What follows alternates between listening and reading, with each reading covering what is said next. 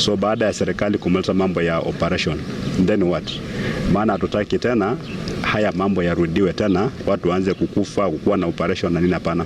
So kuna mambo ambayo tunataka kujadili leo.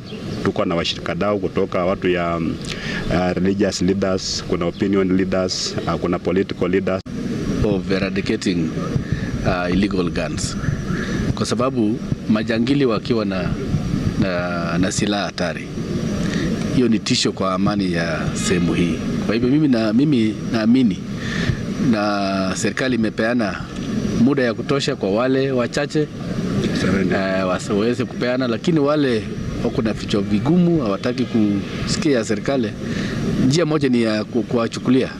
Na sisi kama viongozi tumekubaliana kwamba ni wakora wachache, si wakora wengi ambao wanatatiza amani katika kanda hii.